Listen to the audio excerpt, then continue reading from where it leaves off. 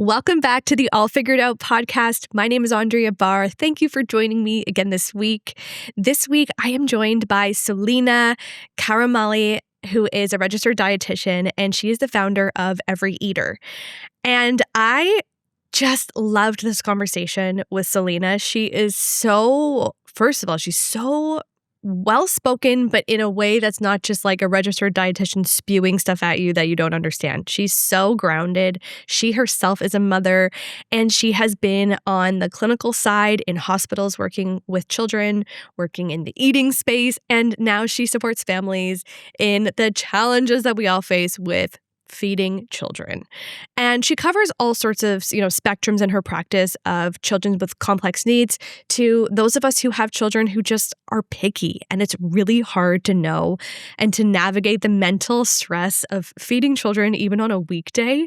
And we cover all of that here. So I am so excited for you to hear this episode. I think it is so applicable to all of us who are working parents, and we're juggling a lot. And the last thing we want to do is have a power struggle at the dinner table. So we talk about the table. We talk about tips and tricks for how to just make it feel a bit easier. And I hope you enjoy.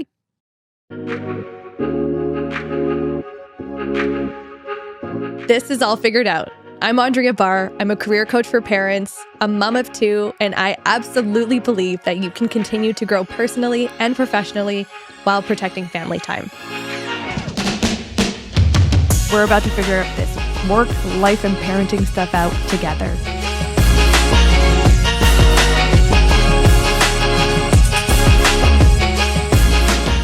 Soleina Karamali, thank you so much for coming on the All Figured Out podcast. Yeah, thanks for having me. So good to have you here. I am so excited to dive into all things eating. Not eating as parents, although I love that notion. It's almost lunchtime. I'm getting a little bit hungry here, but eating and feeding children, feeding a family. And specifically when we were doing our intro call, just you have such a beautiful take on the table, the family table. So I'm so excited to get into that as well. I have to ask you, you worked in the pediatric world, feeding children in the hospital. Yeah. Now, you did that before having kids. Tell me, how strange was it to work in pediatrics before having kids and then reflect back on that experience after having kids? Oh my gosh, good question. Yeah, I feel like I knew a lot of knowledge when it comes to feeding. I know how the mouth works when it comes to feeding, and obviously the nutrition that you need at certain life stages. And we did a lot of tube weaning, meaning kids that were tube fed, we would kind of support them with getting back to oral eating. And so I knew all the technical stuff, but I think when I reflect back, my recommendations probably weren't always super parent friendly. Especially when I think about me encouraging a family to let their kid get messy and just kind of thinking it's no big deal. And then also being zoom forward to my own kids postpartum, I'm I don't want my baby to get this messy. I am exhausted. I have not slept. We're dealing with a whole bunch of other things going on at, 6 months old with a baby.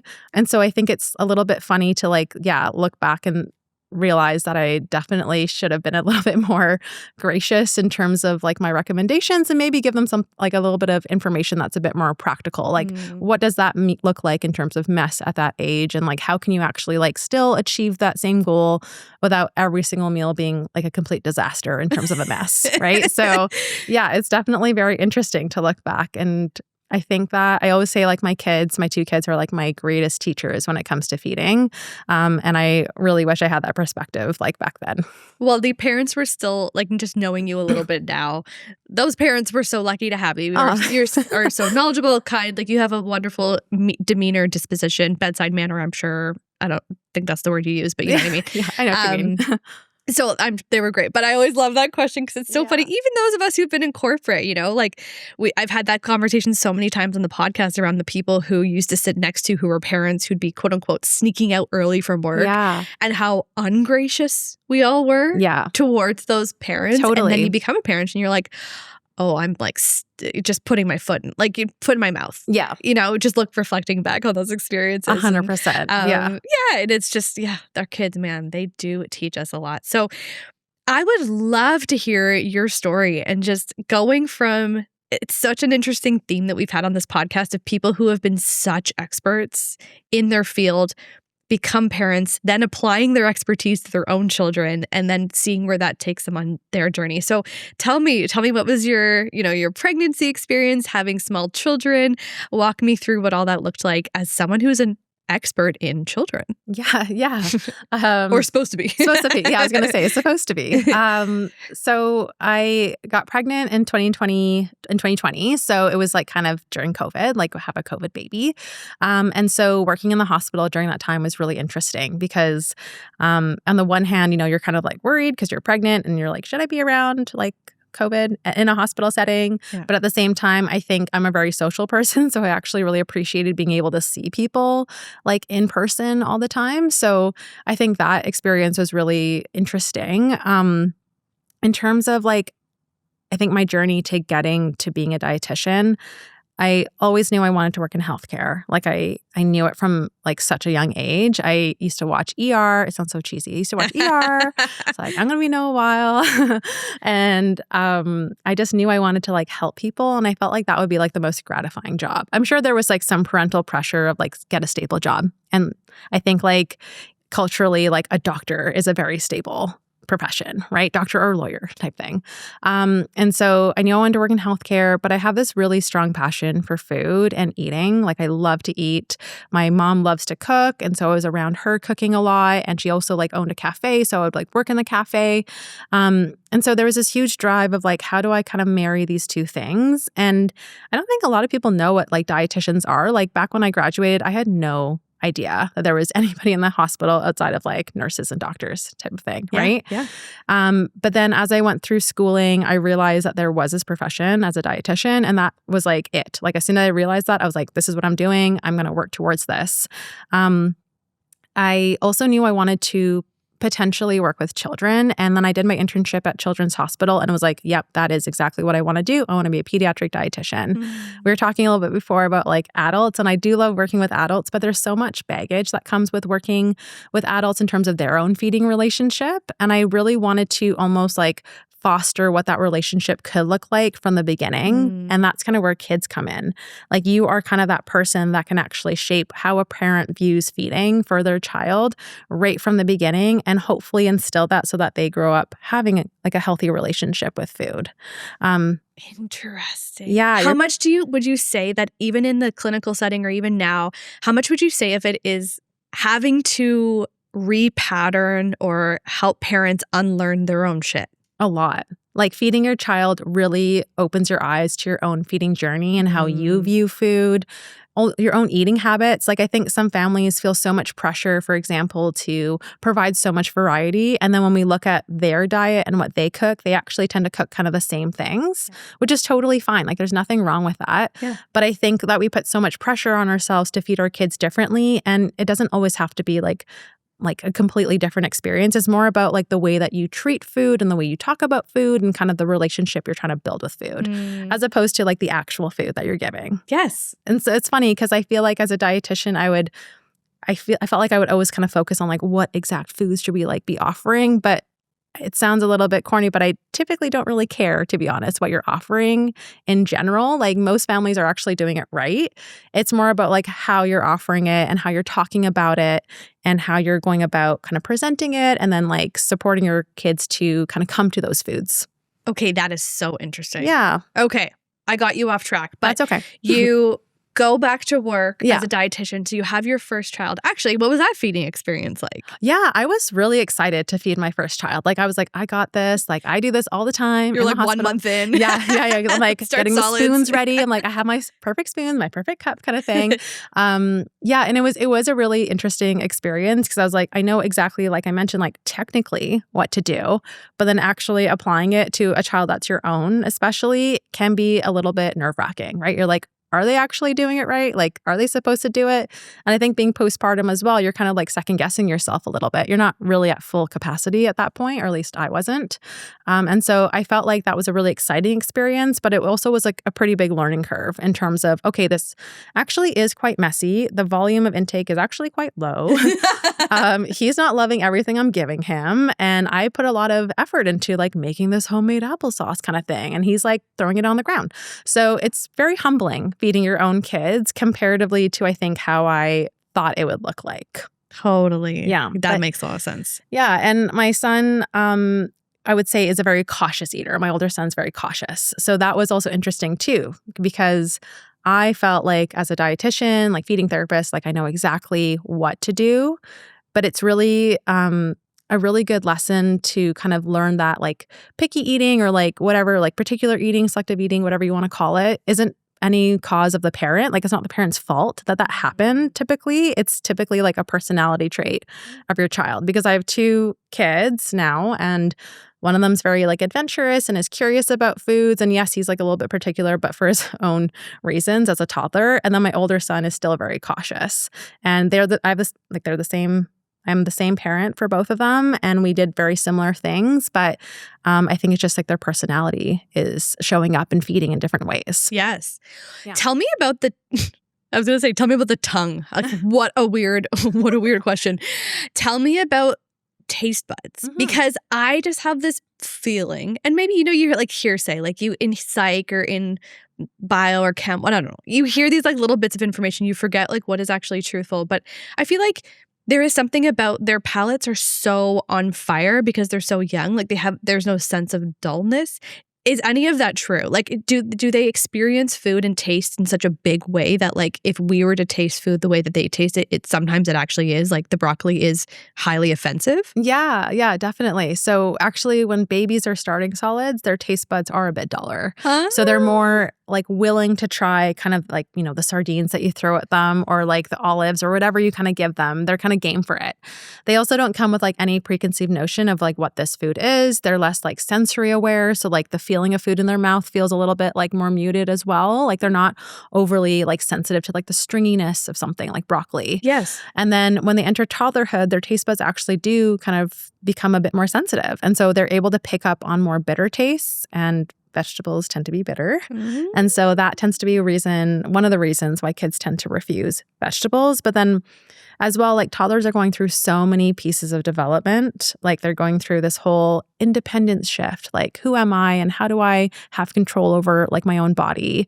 They're going through this huge like phase of like something called neophobia, which is like this fear of new.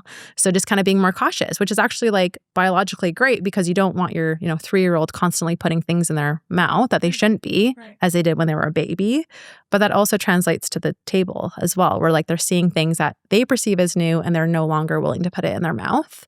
So there's like a whole bunch of shifts that happen in toddlerhood that kind of cause picky eating, but the picky eating is a symptom of like what's going on for them, as opposed to like the diagnosis, if that makes sense. Okay. And also you're saying that, like you were saying previously, like we all are very quick to blame ourselves. Is this a millennial parenting thing? I think so. Like where we're just like, anything that's going wrong, quote unquote wrong, anything that feels like it's not perfect, we're like, something I did. It's clearly like this book I didn't read, or it's this I didn't do baby-led weaning, or I didn't do purées, or I didn't do this. Milk is still going on. Like we just, oh my gosh, we blame ourselves so much. I know. But you're saying that sometimes it's just like, it just is. Yeah, it just is. Yeah, it just is. Your child could be picky and you could do like everything quote unquote like right by the book or whatever. And your child could still then like be super sensitive to textures, and that causes that picky eating, or be like a really like stubborn, more like assertive child, and they might want more control over their food, which then causes the picky eating piece. Yes. Yeah, I feel like as a millennial parent, there's like so much more information available, which is like can be a really nice thing, but also can be really hard to navigate because we have so much pressure on ourselves to like do it right. Yes. Like, and it really, like there is no right way. Okay. Speaking of right way, wrong way, the Canadian Food Guide. Yeah. Or insert your country's food guide. Yeah. We have Finland listening. I don't know their food guide super well. But I feel like Finland's got things going right. I know. I feel like we should be looking towards them. Yes, yeah. Okay, so Finland, the Nordic, like, just skip the Nordic on. countries are, You seem to be just killing it all, I know. in all areas. Okay, the Canadian Food Guide, insert country food guide. Yeah. Talk about pressure. That's probably one of the first pieces of information that parents had really readily accessible to them around feeding children, feeding families, feeding adults. And I think so many of us are I'll speak from, my own experience of like the beginning, the first child, where you're so worried about everything. I was like, okay, so I have to have all the food groups in every snack, every meal. Can you help us understand, like, what is the purpose of the food guide? How is it meant to be used? Mm-hmm.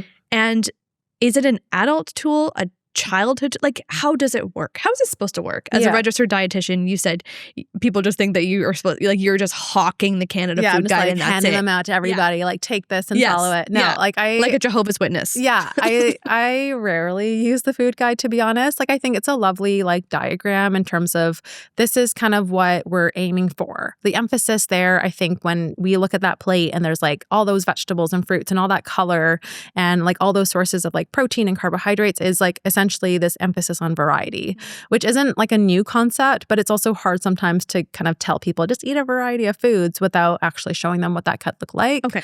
And so I think that's like one of the emphases on the food guide is just like variety. I do find the food guide definitely to be more of like an adult tool because if we look at that plate, half of it is vegetables and fruits. And realistically, that is too much vegetables and fruits for a child. Like that would actually displace their nutrients from carbohydrates, which should be the main source of their diet. Whoa, say that again. Carbohydrate should be the main source of their diet. So when all of them are just wanting white plain food. It's like biologically, like that's what they actually need. Like their brain runs on glucose. They are so active. They need carbohydrates in their diet. Okay. In the largest proportion of their diet. That's insane. Yeah. How did I not know that? Well, it's interesting because I think we know nutrition for ourselves. Yeah. And I also think that we probably grew up in diet culture, right? Where carbohydrates...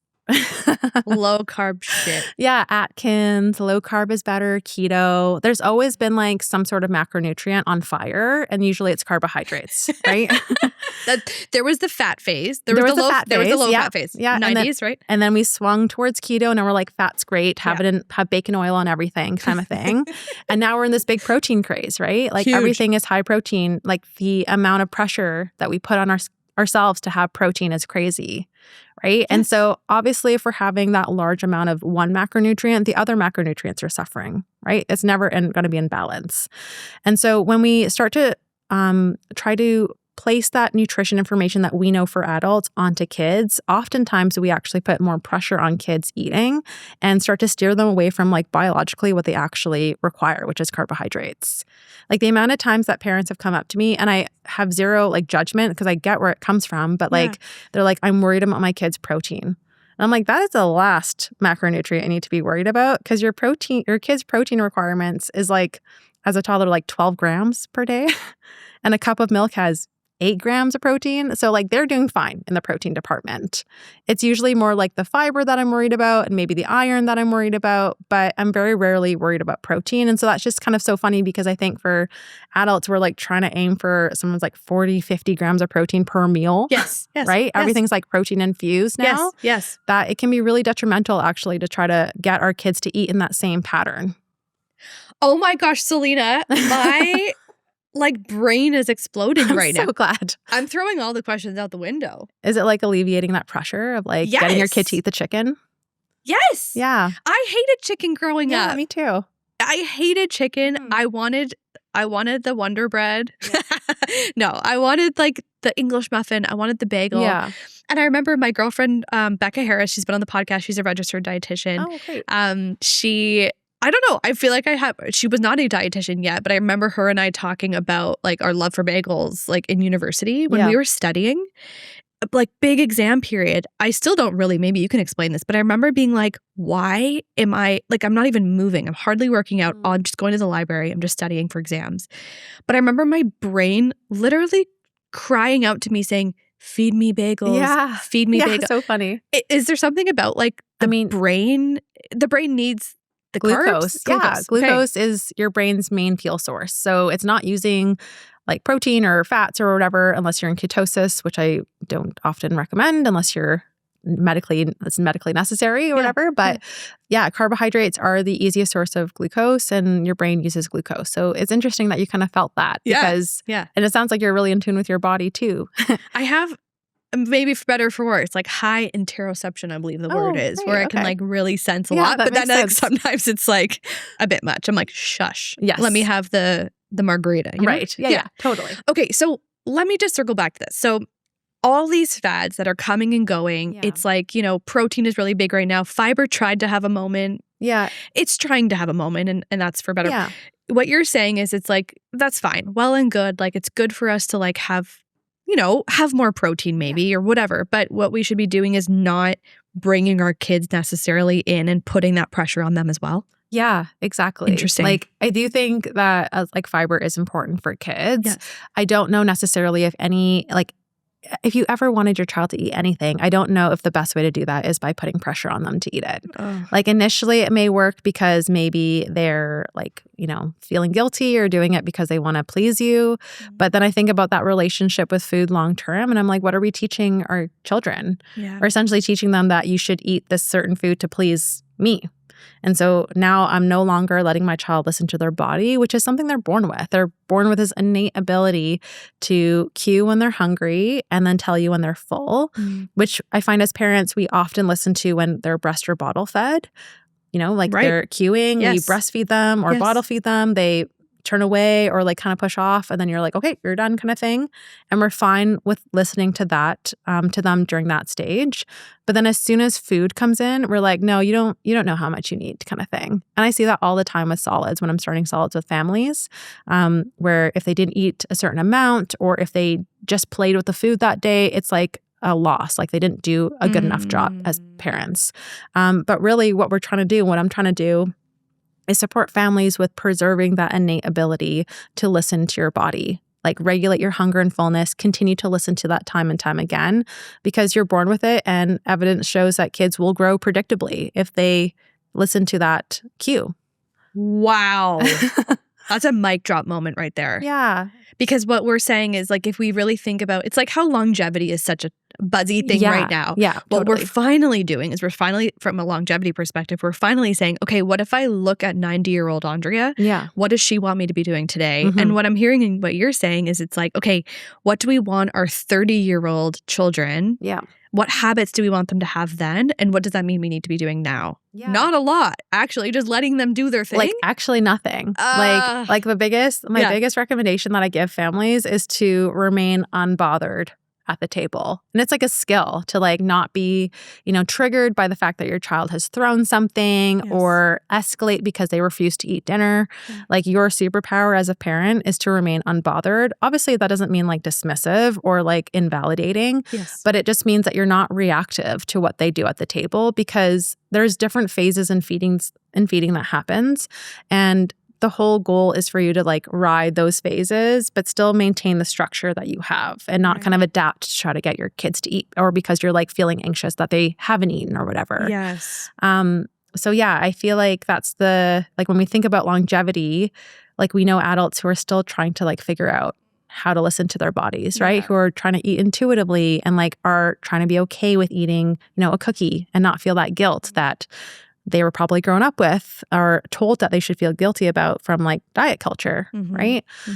So that's kind of where I try to instill that, and also think like, long term, like where do you want your kids to be and what kind of relationship do you want them to have with food, which is their longest standing relationship besides their parents, right? What their body? Their body. And your body is like all you got, and like the relationship that they have like with food, like they have to eat forever, right? Right. So they're always going to be faced with food, and so how do we want to shape that? Oof. Oh my gosh, I've got goosebumps. Soleina, you're good. Okay, but we have to. So I'm gonna challenge you. Okay. They always want snacks. Yeah. It's a lot. Yeah. It's a lot. So I've got one who is really good at mealtime. And she might ask for a snack, but she's like a meal eater. Yeah. That's my husband. And that's also my daughter. Okay. And then we've got me. And if I really look back, my mom always said I was grazer. Right. I'm a little bird. Yeah. Well, I can like eat more meals now. My son is the same way. And it's like constant snacking. So is that, I don't know, like, do we have to just work with that? Or how do we put parameters around, like, I can't be feeding you every hour? Okay. Yeah. Asking for a friend. Yeah. Yes. Yeah, for sure. Yes. So when I hear that, sometimes I wonder about what those snacks look like. So maybe I'll ask you that question if we're doing this little back and forth counseling. What are some of your son's favorite snacks? He does love a pepperoni stick. Okay. He loves great. pepperoni stick. He'd love to have something maybe sweet, like the pouches. He loves milk. Okay. Like this 3-year-old dude is still on a bottle. Okay. Like on a bottle. He loves a bottle. Yeah. When he wakes up, before his nap. Yeah. Maybe when he wakes up, before bed. Like it's a lot of milk. Okay. Kid loves milk. Yeah. Maybe some cheese, but he's a picky guy. Yeah. And it sounds like he's kind of like nibbling, like here and there. Yes. And so if I think about like how I treat snacks, that's a great question. Yeah. I think we think snacks is like something small, right? Because we've been told a snack is like a little bite kind of thing, a little appetizer before your main meal. The snack-sized wrap at McDonald's or the snack-sized McFlurry. Exactly. But when I support families, I really encourage them to think of snacks as mini meals. So snacks are just an opportunity for your child to eat. Your child needs lots of opportunities to eat. Like every 2 to 3 hours, we're supposed to be feeding them something. It's so much. Which is a lot of work. Yeah. For you, it sounds like it's 8 times a day kind of thing. So it's even more work. But then I want to look at that snack and be like, are we actually nourishing them, or are they kind of taking the edge off of their hunger? Like, are they entering the next meal hungry, ready for food that you give them? Or did they just have a pouch an hour ago, so now they're able to be a bit more particular and selective of like what you've given them? Because if I wasn't super hungry and I entered a meal and there was something that was like not really my favorite there, I probably wouldn't eat that and would probably stick to my favorite food because I'm not super hungry for it. But if I gave the pepperoni stick an hour before dinner, it's even worse. Yeah. Yeah. So I would maybe either allow for some space between snacks. So bulk up the snack, treat it like a mini meal. Pepperoni stick, cheese, pouch, pair the 3 things together. Yeah. Right. And make them like, or not make him, but like allow him to have like a little bit more at that time. And then see if that allows him to kind of go into the next or delay this next snack request. See if he comes into dinner, like especially if you gave it 2 hours before. Yes. See if he comes to dinner a little bit more hungry, a little bit more willing to sit, a little bit more interested in foods. Why does it just seem so obvious, but then my mind is actually blown? Like you're saying it, I'm like, this just obviously.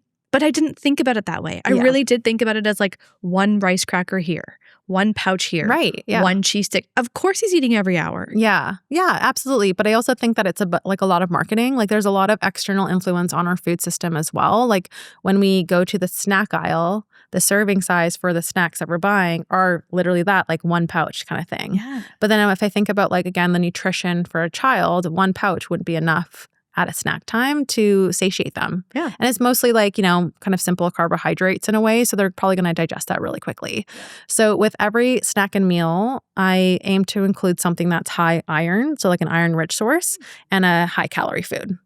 And so that's something that can allow, again, from a micronutrient perspective, I'm typically worried about iron for toddlers because it's really hard to meet an iron or toddler's iron requirement.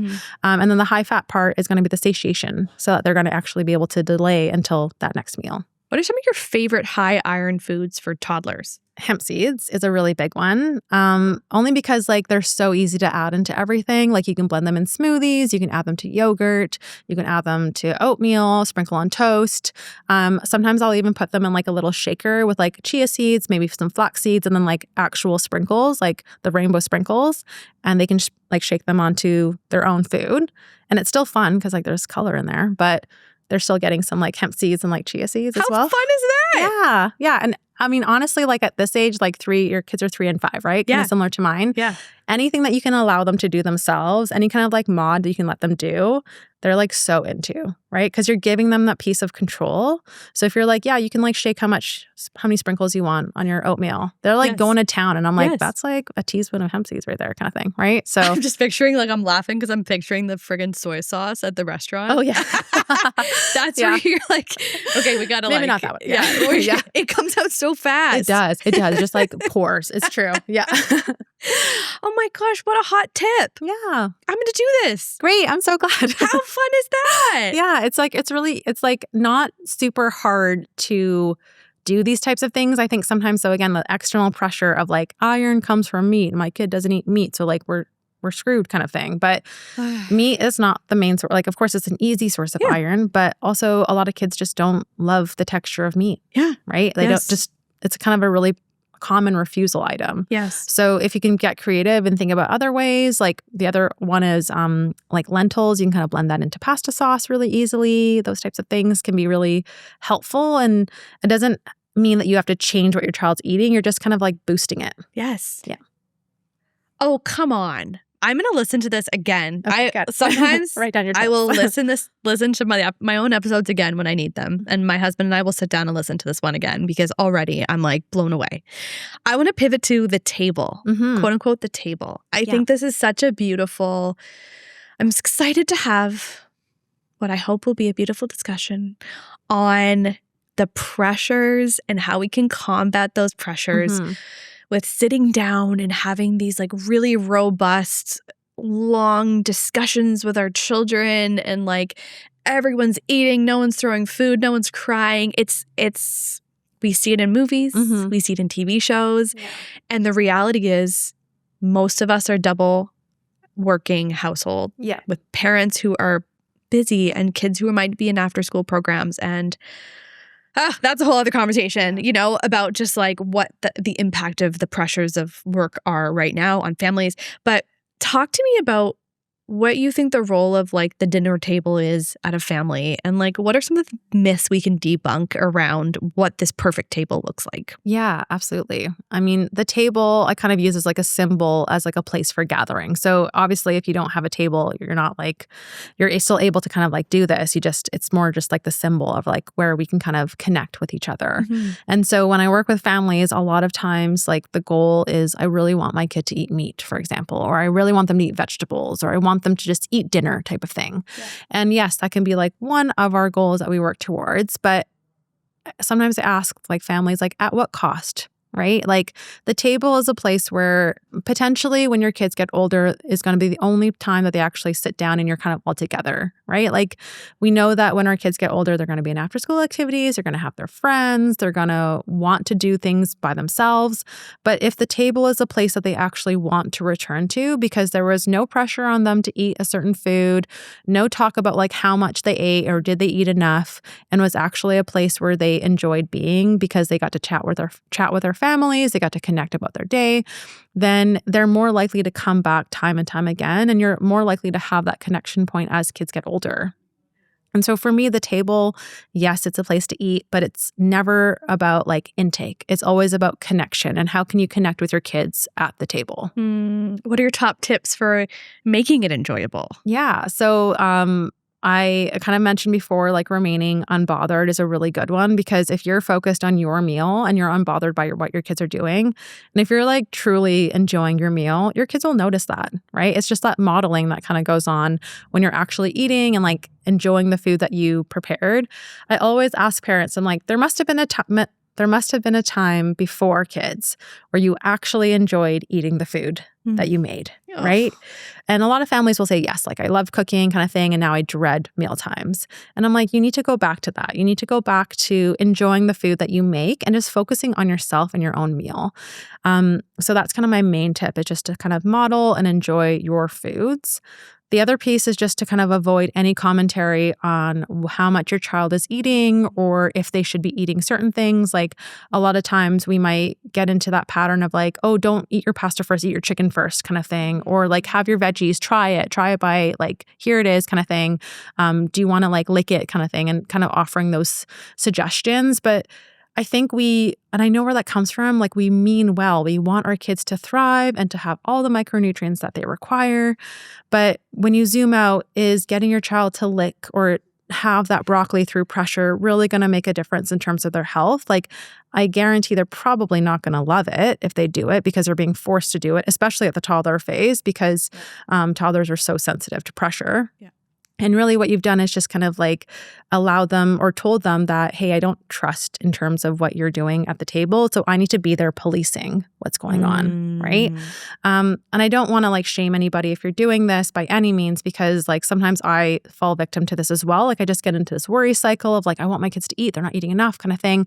And then you almost have to like zoom out and be like, this is not about intake. Like I want them to be here long term. Like I want them to come back to this table. And if you start to pressure, they're not going to want to come back. Yeah. Right? Yeah. So the idea is like, I guess, make it an enjoyable place to be. Yeah. Like make it enjoyable. And if they don't eat, I think that maybe some of the fears around this are like, okay, if they don't eat, are they going to be asking me for a snack in an hour? Yeah, definitely. And that's when we just have to kind of resign to that might be the case. Yeah, so there are some like strategies around that. So like, for example, for a toddler, because I typically focus in this age group, I wouldn't ever just put it down like a casserole that they've never seen before and be like, here's your food, eat it. I'm enjoying it over here type of thing, right? Like there are certain nuances because we know that as toddlers, they tend to be a bit more, like I mentioned, like neophobic to new foods. A casserole is very mixed. I'm using that as an example because it's a very mixed food. Like it's hard to tell what the components are. And if your child's not used to having that, that would be considered a new food for them. So we always want to include something that is preferred on the table, something that's safe, because that's going to ease their nervous system. That's going to allow them to enter that table to a place of safety because there's something that they recognize on the plate. So whether that be like the side bun or whatever that you put on their plate, or, you know, maybe they're like fruit or whatever, maybe the cheese is on the side and they love cheese and they can just kind of eat that, but something that's preferred so that it immediately allows them to be like, yeah, there's something here that I enjoy, that I know about, and that I can kind of feel safe with. And so if you're kind of doing your job of providing, you know, a safe food and still exposing them to like the new learning foods, you can feel pretty confident that there's something there that they can rely on. And so that if they refuse to eat, you're like, okay, well, that's okay. It sounds like you're not hungry. I always encourage my kids, like, even if they're like yuck and like ew, and I'm like, you're saying that to me kind of thing. But like, but like, you know what I mean? Like if they even refuse a meal, I'm always like, okay, you don't have to eat it. Like there's a lot of power into saying like, you don't have to eat it. What I would love is for you to sit with us for a little bit. Like, why don't you like ask everybody about their day, and you can kind of lead like the talk about everybody's day type of thing. And so just kind of keeping them at the table alleviates the tension a lot of times, because I think a lot of kids enter the table thinking like, if I'm here, it means I have to eat kind of thing. So they're constantly like, I want to leave, I'm done kind of thing, right? Trying to get down from the table. But I'm trying to teach my kids like, I don't care really if you eat. Like I would love obviously if you did, but like unbothered. I don't care if you eat. I would love for you to stay here and just like chat with us, because like this is a place that we connect as a family. I haven't seen you all day. You've been at daycare. So I want to hear about your day. That's so beautiful. I love it. Now, okay, let's go through. Can we do like a little rapid fire going through the different stages? Okay. So let's go from going from milk to starting solids. Tell me, what is some of your favorite like just tips? Do you like the whole food eating? Do you like purees? Like, and you could be honest, this is just your personal opinion, not your professional. So starting solids is like my favorite phase of feeding. Like I am pretty sure I'm done having 2 kids, but like I would like the reason to have a 3rd kid would be to do that phase again for me. Like I just love it. It's so fun. I love seeing a child like explore food for the first time, and I love being a part of that. So like that's part of like one of the services I offer is actually like joining you to start solids together and providing that kind of expertise. And it's like my favorite package ever, because I get to be there and like watch these babies enjoy foods. In terms of like, do I like baby-led weaning? Like I do. I like the ideas of it. The big emphasis on self-feeding is kind of what I like, because I like to foster that independence. There was a time, of course, where parents were able to be way more involved in their kids' feeding journey, like essentially into toddlerhood until they entered kindergarten. But the reality is that a lot of our kids are entering daycare at between 12 and like 18 months typically, or entering some sort of childcare situation because parents have to go back to work. So I really like to think about that and set our kids up for success. And part of that is like encouraging that self-feeding. So I think the part I like about baby-led weaning is the self-feeding emphasis, but I don't necessarily feel super strongly that you have to give like big pieces of food to be more successful by any means. I often encourage families to like listen and respond to their babies. It's called responsive feeding. So essentially like your baby's responding and you're like, or like cueing, and then you respond to it. Kind of in the same way when they're cueing for hunger, you respond to them by feeding them. And then when they cue that they're done, you respond to them by ending the meal kind of thing.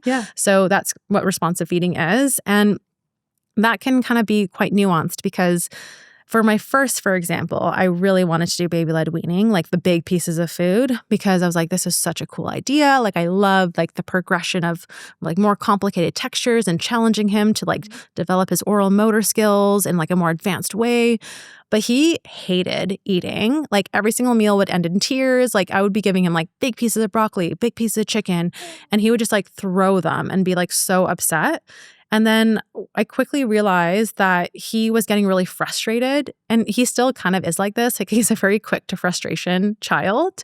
And so if he can't do something, he's more likely typically to give up. And I think I was just like causing him to be frustrated because he wasn't actually eating any broccoli. He was just kind of mouthing it, and he actually wanted to eat it. And so we switched to purees, and mealtimes like eased off so much, and he was like eating so many purees, but then we could kind of combo fed with like a bit of like a big piece of food with like some purees. But all that to say is that like for me, I had this idea of like how I wanted feeding to go, but it obviously wasn't super positive for my son. Yeah. And so if you're able to be open when you're entering this kind of phase of feeding, it's really nice to be able to like listen to your child and actually like put away your own like expectations and just kind of like lean into what your child's saying. And my child was saying that he hated baby-led weaning. Isn't that like just so true about any stage of parenting? Yeah. It is like the number one thing that I think, you know, when I have experts like yourself on the podcast or just friends when we're chatting, it's like you just have those who have fixed expectations and are unwilling to just relinquish the control of how you think something's going to go. Whether it's like the pregnancy, it's always the person who has the biggest expectations to their pregnancy that have, you know, hyperemesis. And then it's like, it's so sad. It's so unfortunate, right? And and it's so hard. We all have expectations of how we think something's going to go, but you're so right. I don't think it's woo-woo to say intuitive. Like, there is a level of intuition. There is a level of like reading the room. Yeah. Right? Yeah, exactly. Like literally reading the room. It's like an emotional intelligence piece. Totally. It's like we don't know this kid. Yeah. Like, you know? And I don't really know you. Yeah. You're your own person. Yeah, totally. So once we get past kind of the like initial like baby, you know, phase, and we've talked a lot about like the plate, and wow, my mind is absolutely blown about like sugar and fat and stuff. This might be controversial. Can we talk about milk for a second? Yeah. I think this is one that is, well, we were talking before we hit record about like the politics around food and how ridiculous things are right now these days. I feel like milk is getting a bit political. There's the people who are really into raw milk. There's the people who are really against all milk. You know, the people who think it's just pure sugar and like this and that. Like, what do we know right now? Yeah. To the best of our ability and the knowledge we've got these days, what do we know about milk? Its importance, what it's used for, especially as you kind of get into like, say, the 3, 4, 5 plus ages. Like, I grew up having to have milk with dinner. Yeah, definitely. So I think with everything with nutrition is like, if you are hearing something that it's like a yes or no, like black and white, it's probably wrong. Right? Like nutrition is so nuanced that there's no like right or wrong answer for this. And that kind of goes with milk as well. So for me, I do recommend, you know, offering your child either, you know, cow's milk, like homo milk, 3.25% milk, or soy milk as their primary source of like calcium essentially in their diet. The reason I don't often recommend like plant-based milks is because they aren't actually as like nutritious in terms of like fats and proteins. And just thinking about like your toddler, like they're quite small and they can fill up on milk quite quickly, that we want to essentially like maximize their intake. I kind of mentioned before that we're looking at like those high fat foods as being one of the components of their meals. And milk is like a higher fat food, and same with soy. Soy is like has a higher fat content. And so we're looking at something that's a bit more robust in terms of nutrition so that we're not just like filling them up on something that essentially just has calcium in it. Like, for example, fortified almond milk. Right. So I'm coming at it from like a nutrition perspective. I don't actually have super strong feelings in terms of like, you must do cow's milk or you must not do cow's milk or whatever. I'm always like taking the lead of the family. So a family's like, no, we just don't have dairy. Like, I don't have dairy. I'm like, great. Well, fortified soy milk is a great option, or fortified pea protein milk. Or if you're going to use almond milk, this is how I would use it. And so kind of giving them tools to be able to optimize what they want to use. If a family is like, yeah, I don't care kind of thing, like dairy is great, I eat it all the time, I'm like, perfect. Then I would recommend cow's milk because it's easy to get and kids typically enjoy it. Yeah. I think the place where I see milk being really hard for a toddler is that sometimes we think that breast milk and formula is equal to cow's milk. And breast milk and formula is so different from cow's milk.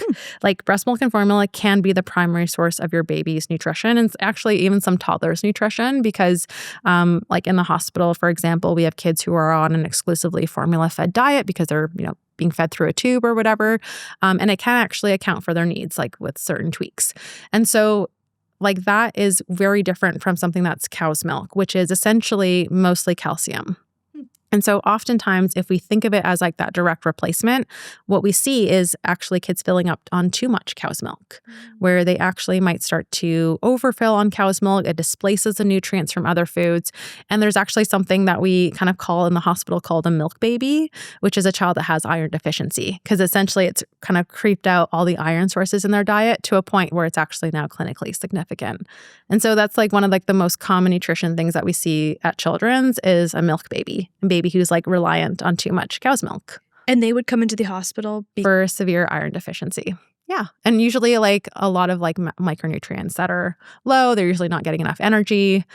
And so, yeah, there's wow. Yeah. It's like, it's one of those things again, where like milk needs to be used in balance. It's never, all or nothing, but everything with nutrition. Yes. And so for me, like I like to treat milk as food. So it's not going to be the replacement for breast milk or formula.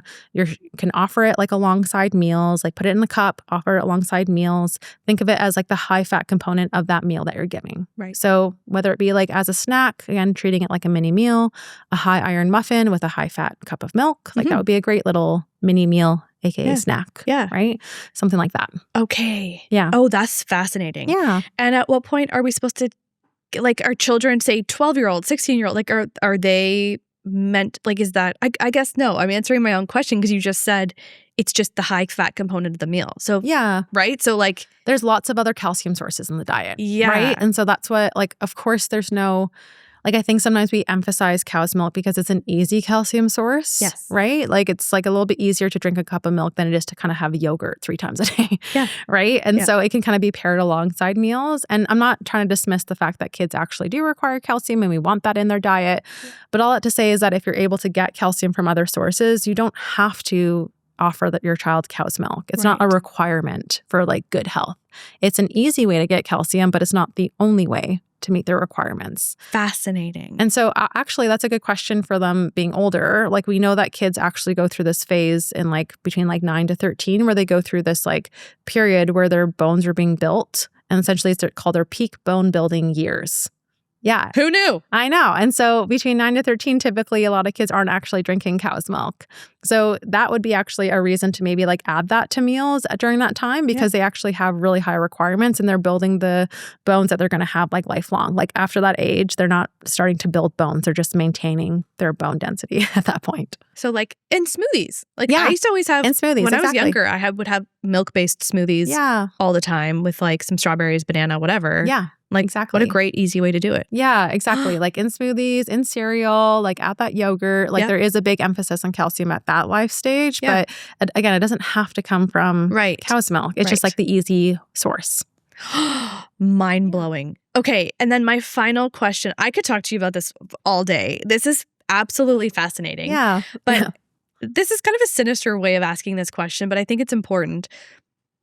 If we want to have a child who has a great relationship with food, I think as somebody who went to an all-girl school, visited friends in the hospital with anorexia, like were severely, severely ill. Yeah. And not just to say it's a woman thing, but it's just my own personal experience, that having 3 sisters and actually being raised by an amazing mom who like did it right. Like all 4 of us have like really beautiful relationship with food. Yeah. But I think it's a massive fear that we will have children who have a poor relationship with food, because you have a great relationship or you don't have a great relationship with food and you're scared about what might happen. Yeah. So the question is, how do we raise children to have a great relationship with food when they're older? Yeah, that's a really big question. We could talk about it forever. We talk about forever. So there is this framework that I like to use called the division of responsibility that actually supports having a really healthy relationship with food. And so if I have to answer that question in a nutshell, it would be to use that framework. And so the division of responsibility essentially outlines roles for the parent, and then it outlines roles for the child during mealtimes. Cool. And so the parent's role is to choose what foods are offered, when mealtimes are, and where meals take place. So sometimes, that will be the pouch because you're, at the park, you have no other food. You get to choose what's offered. Meals might be, in the car sometimes, especially like on pickup, for example. They might be at a friend's house, picnic, in front of the TV for movie night or whatever. Like that's kind of your choice. And then your choice is also when. So when kids eat. So if your child's constantly asking for a snack, to circle back to your child, you could always say like, oh, it's not snack time kind of thing. We're having a snack at another time. But then it's also your responsibility to choose what, right? So make sure you're giving them like a robust snack. And so you have a lot of power in terms of meal times, but it's never really about like the intake piece, because that's your child's role. Your child gets to choose if they eat and how much they eat. So if they eat for what you're offering, they get to choose that. They can choose if they eat everything that you've offered, some of it that you've offered, like nothing that you've offered, and they get to choose how much. So again, like thinking about maybe your own meal times, like if your child just wants to eat pasta and they want more and more pasta and you actually have it available, then that's their choice. They get to eat as much pasta as they want. And so it's really about listening to your child's body, or letting your child listen to their body, and also trusting their intuition. Of course, there's like nuances and parameters around some of these things, but it's not about like inserting your own beliefs about food and dictating what they should and shouldn't eat. It's about allowing them to choose, and also not raising them to believe that certain foods are better than other foods, because realistically, it's all just food, right? So I think division of responsibility in a nutshell is a really nice way to raise that like healthy relationship with food.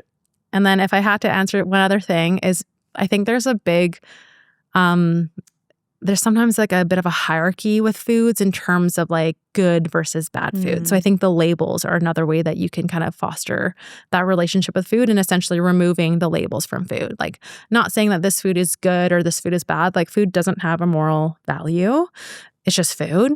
Right? Like a donut is food as well as broccoli is food. And so I think sometimes we inadvertently say like, oh, you can't have any more junk food type of thing. Like just so quickly, right? Like I know that it's so easy because we were literally raised like that. Yes. In nutrition education in elementary school for us, I'm sure we were told those types of things. Totally. Junk food, not junk food, healthy food, unhealthy food type of thing. But really by categorizing and then forcing your child to like understand that category, you're now putting foods on a pedestal and almost making it seem like certain foods are bad for them to have in terms of like morality. And they don't understand what you mean by bad. They're just thinking like, if I like this bad food that's a donut, does that mean that I'm bad? Should I feel shameful? Should I feel guilty for that? And that's a lot of where some of these like food thoughts and like the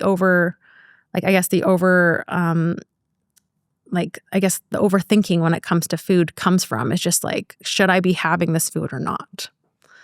Wow. That's the wrap up. That's the wrap up. That is such good. I mean, that's good advice for all of us. That's good advice for adults who might be, still working with it, working through it. And that's great advice for parents who are raising, kids who have beautiful relationships with food, of which everybody who listens to this will now have the tools that they need, feel equipped to feed and enjoy the table with their family. Soleina, that was unbelievable. Thank you so much for coming on. Thanks for having me. I appreciate really appreciate it too. Where can everybody find you, reach out, work with you? How does that work? Yeah, so I am founder of Every Eater, which essentially is a dietitian-led, myself-led company where I support families with building a healthy relationship with food and starting solids and navigating all the phases of feeding, like the pickiness, the transition to daycare, weaning off of the breast or bottle, all those types of things. You can find me at my website, everyeater.com. I'm also on Instagram at everyeater. And I support families in BC, and a lot of the services are covered by extended health benefits. So check your benefits. A lot of the packages are like fully covered. Perfect. Absolutely beautiful. Yeah. Thank you so much. Thank you so much as well.